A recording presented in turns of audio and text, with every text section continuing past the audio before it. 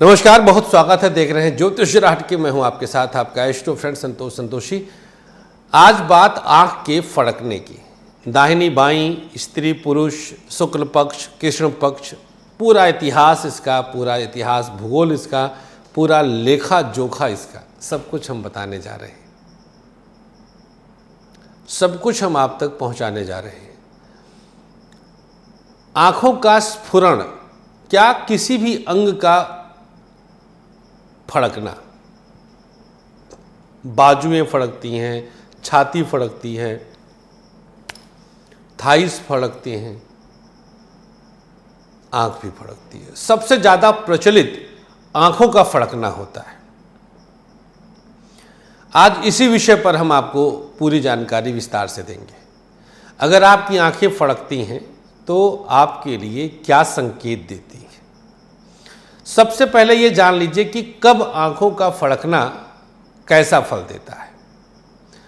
अगर कृष्ण पक्ष में आंखें फड़कती हैं तो यह निगेटिव ज़्यादा होगी। आप देखेंगे कि अगर कृष्ण पक्ष में आंख फड़क रही है तो आपको कुछ अप्रिय समाचार मिलने की संभावना प्रबल हो जाती है। अगर कृष्ण पक्ष है, जैसे आजकल कृष्ण पक्ष चल रहा अमावस्या तक, शुक्ल पक्ष में आंखों का फड़कना एक तरह का सकारात्मक संकेत देता है। ये तो जनरल हो गया। अब हम आते हैं स्त्रियों के अंग स्फुरण पर, स्त्रियों की आंख की फड़कने पर।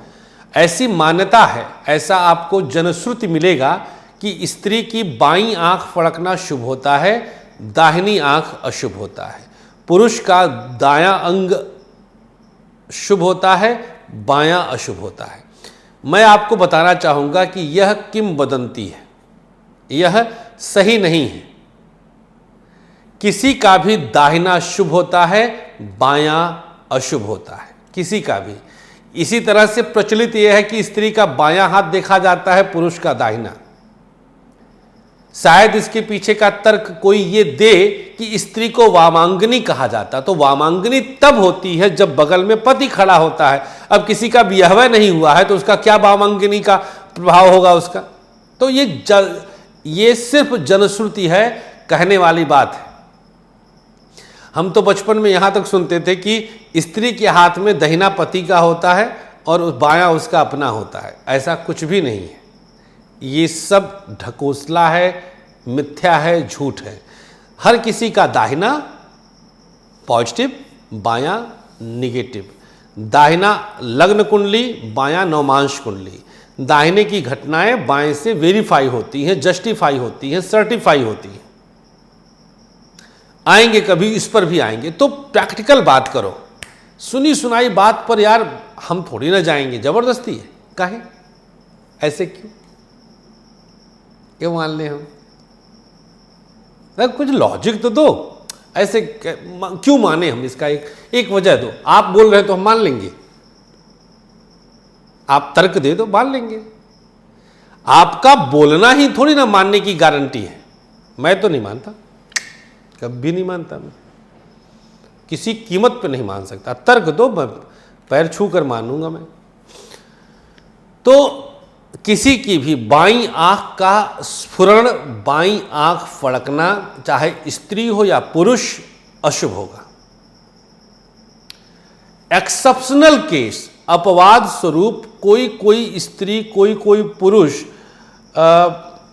अगर आजमाया है, जैसे हमारी माता जी हैं और हमने इस चीज़ को आजमाया है कि जब ज़्यादा आंख फड़कती है उनकी तो अशुभ हो जाता है, चाहे बाईं हो या दाहिनी। ये उनका व्यक्तिगत हो गया। एक दो बार आंख फड़क कर बंद हो गई तो बहुत पॉजिटिव होता है। तो ये उनका स्पेशल हो गया। ये एक्सेप्शन केस है कि बाईं हो या दाहिनी, मेरी मां का दोनों शुभ होता है।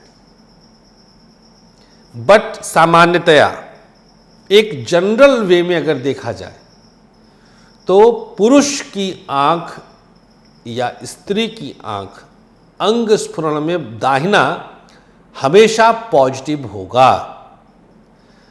एक शर्त है कि शुक्ल पक्ष है तो पॉजिटिवनेस की पॉसिबिलिटी बढ़ जाती है। कृष्ण पक्ष है तो पॉजिटिवनेस की पॉसिबिलिटी लेस होती चली जाती है।